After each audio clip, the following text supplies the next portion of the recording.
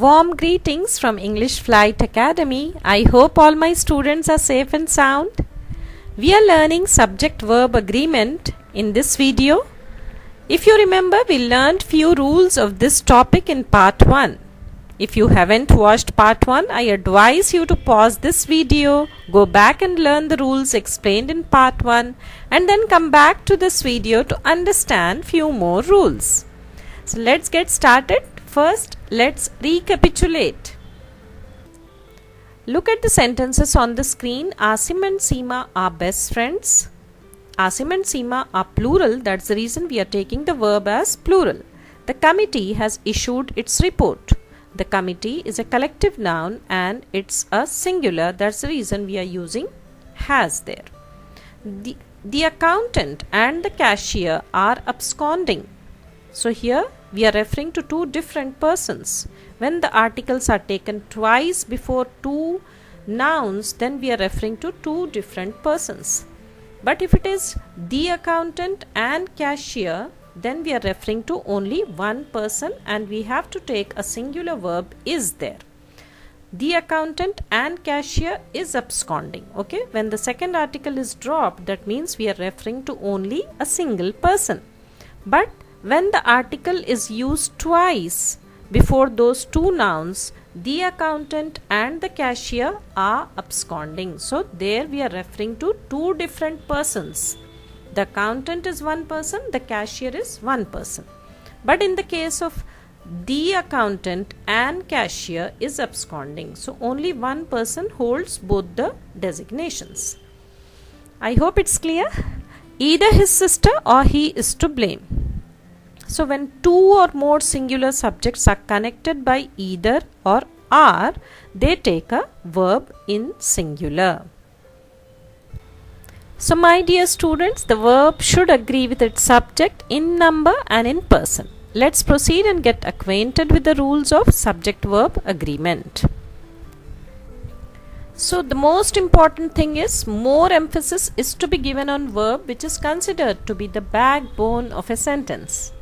If the tense is present, as you know, singular verb will be is am and the plural verb will be are. And if the tense is past, singular verb will be was and the plural verb will be were. And if the tense is present perfect, then the singular verb will be has and the plural verb will be have. So my dear students, let's quickly recapitulate rule 1. When two or more subjects are joined by and, which is a conjunction, they take a plural verb. Rahul and Seema are in the class. My sister and I are bookworms.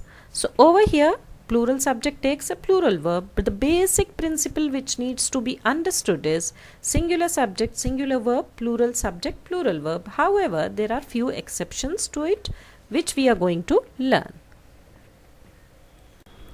So rule 2, when two subjects are joined by and but they represent the same idea, person or thing, then the subjects take singular verb. Time and tide waits for none. Over here, time and tide is taken as a same idea. Taken as the same idea. So we are taking waits there. The verb taken there is waits, which is a singular verb. When we add s to the verb, it becomes singular. When we remove s, then it becomes a plural verb. Please note it down. It's an important point and a tricky one too. Red beans and rice is my favorite dish. So over here we are taking red beans and rice as one single meal. When we take this as one single meal, then we need to take the verb as singular, which is in this case. Red beans and rice is my favorite dish. I hope it's clear. Rule 3 is when two subjects are joined by an and the words each, every or no come before the subject, they take singular verb. No smoking and drinking is allowed here. Even though there are two subjects, but the sentence is beginning with no, then we are going to take is, which is a singular verb. No smoking and drinking is allowed here. Two subjects are joined by an, but what's happening here? No comes before the subject. That means in the beginning of the sentence we are taking no, so it's followed by a singular verb. Every boy and every girl has gone to excursion. Two subjects are joined by an, but it's beginning with every. So it takes a singular verb. Let's learn 3 more rules in this lesson. Let's move on to new rules in this video. Rule 4a. When two singular subjects refer to the same person or thing and are joined by and, they take singular verb. The writer and politician is awarded. The writer and politician is awarded. We are referring here to the same person. So in the above example, the writer and politician refer to the same person, hence we are taking singular verb. So moving on to rule 4b. When two singular subjects refer to two persons or things and are joined by and, they take plural verb. Over here, the article the is used twice before these singular subjects. The writer and the politician are awarded. So in the above example, the writer and the politician are two different persons. Hence, we are taking a plural verb are. In the previous slide, if you just pause this and go back and see, we use the writer and politician is awarded. So over there we are referring to only one person. That's the reason we use the singular verb is. But over here we are referring to two different persons. Hence we are using a plural verb. I hope I am clear. So let's move on to rule 5a. When two or more singular subjects are connected by or, nor, either or, neither nor, they take singular verb. Neither my friend nor I am selected. Okay? Neither my friend nor I am selected. See over there, we are going with that I. Okay?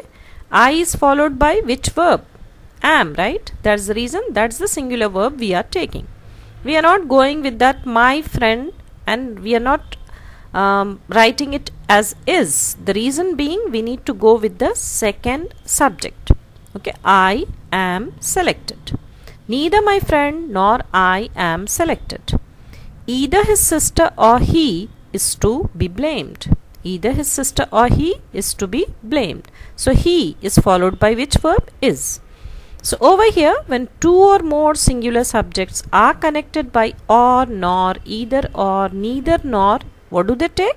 They take singular verb. So in this rule, rule 5b, there is a slight difference. When one of the subject is plural, connected by or, nor, either or, neither nor, the subject takes a plural verb and the plural subject is placed nearest to the verb. The example is, neither the moon nor the stars are shining today. So you please check it. Over there, the stars is plural. That's the reason plural verb is taken and the plural subject is placed nearest to the verb. I hope it's clear. Her friend or her parents were behind this achievement of hers. So over here, one of the subjects is plural. Which is that subject? Parents. Okay. Parents is the subject which is plural and it takes a plural verb were and it is placed nearest to the verb. Okay. Parents is a plural subject and it is placed nearest to the verb and it takes a plural verb. I hope it's clear. It's little tricky to understand but easy to understand once if you begin focusing on the explanation given by me. When one of the subjects is plural, connected by or, nor, either or, neither nor, the subject takes a plural verb. And what do? The plural subject is placed nearest to the verb. So in this example, moon is singular but the stars is plural. So we are placing the subject nearest to the verb. And obviously, plural subject takes a plural verb. The basic rule applies. Okay. So rule 6a, collective nouns. You all know what collective nouns are. Group, jury, herd, etc. are collective nouns, right? They take a singular verb when considered as a whole. This is something very important to understand. When considered as a whole, then we are going to take a singular verb. A flock of sheep is grazing in the field. So flock over here is a singular collective noun and a singular noun. Okay. So a flock of sheep, even though sheep is plural, we are going by that rule that collective nouns take a singular verb. Okay. So a flock of sheep is grazing in the field. Is, we are taking it as is because we are considering that sheep, flock of sheep as a whole. Next example is the committee appointed hasn't decided on many important matters yet. So the committee is a collective noun, okay, and hasn't we have taken here as a singular verb. The reason being committee is taken as a singular noun, okay, which is a collective noun, and we take a singular verb. The committee appointed hasn't decided on many important matters yet. So over here we can't say haven't because we are taking that committee which is appointed as a whole, as a team. Now let's learn this important rule. Rule 6b. Collective nouns, group, jury, herd, etc. when considered not as a whole but considered individually. It takes a plural verb. What does it mean? It means if the collective noun connotes or suggests the individuals of the collection, then it takes a plural verb. We are considering the jury as individuals now because they got divided in their opinion. That's the reason we have taken the verb as a plural verb. Similarly, in the next example, the flock of sheep are straying all over the road. So over here we are taking the flock of sheep as individuals of the collection. That's the reason we are taking are as the plural verb there.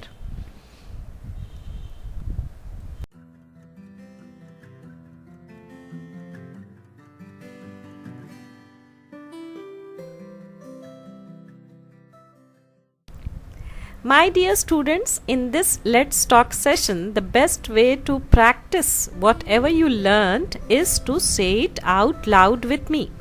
It could be like shadowing, okay? Whatever I say, you can say it along with me exactly the same way so that you understand how it is, that particular topic of subject-verb agreement, how we are using it when we are speaking to somebody, okay? Who is the famous person who passed away today? It's just an example. Atal Bihari Vajpayee passed away long ago, but I'm just giving you the example. Who is the famous person who passed away today? The poet and politician has passed away today. So Atal Bihari Vajpayee was a poet and also he was a politician. So we are referring to one single person, Atal Bihari Vajpayee. Okay, that's the reason we are using the singular verb there as has. I hope it's very clear. Who is the famous person who passed away today? The poet and politician has passed away today. So the poet and politician is referred to only a single person, that is Atal Bihari Vajpayee ji. I hope it's clear. That's the reason we are using has as the singular verb. Singular subject, singular verb. Here the rule applies. Okay. Now look at this example. It is just an example. Okay. These people have passed away long ago, but I just wrote it today to make you understand that. Who are the famous persons who passed away today? Who are the famous persons who passed away today? The poet and the politician have passed away today. So we are referring to two different persons here. Okay, the poet or poetess also you can say. The poet and the politician, okay, the other one is the politician, have passed away today. So over there we are using have as the verb, which is a plural verb, because we are referring to two different persons. I hope it's clear. Who are the famous persons who passed away today? The poet and the politician have passed away today. The poet and the politician have passed away today. Now look at this rule. Who was present in the conference from our company? Who was present in the conference from our company? Neither the CEO nor the manager was present in the conference. Neither the CEO nor the manager was present in the conference. Even though we are taking two subjects, but because it's joined by neither nor, we are taking the verb as singular, because the manager, the second noun over there, is a singular. Who was present in the conference from our company? Neither the CEO nor the manager was present in the conference. Who was present in the conference from our company? Neither the CEO nor the manager was present in the conference. Please repeat, say it out loud, then you remember the rules perfectly once if you say it out loud. Okay, it registers in the mind once if we speak loudly. Now look at this example. Who was present in the function from our company? Neither the CEO nor the managers were present in the function. Who was present in the function from our company? Neither the CEO nor the managers were present in the function. So if you see there, we are using the second subject as managers, which is a plural. So it is followed by a plural verb. I hope it's clear. Now for rule 6a, the example given there is, who delivered the verdict? The jury has delivered the verdict. Here we are considering the jury, which is a collective noun, and it expresses oneness. Okay, when the idea of oneness is expressed, then we are going to take singular verb, which is has. The jury has delivered the verdict, because the verdict is one. That's the reason there is no difference of opinion there. That's the reason we are taking the verb as has. So look at this rule, my dear students. Why did the jury fall apart? The jury were divided in their opinion. Why did the jury fall apart? The jury were divided in their opinion. So over here, the jury suggests the individual of the collection jury. That's the reason we are taking were as the plural, and they are divided in their opinion. That's the reason that particular verb, which is a plural verb, were, is taken there. I hope it's clear.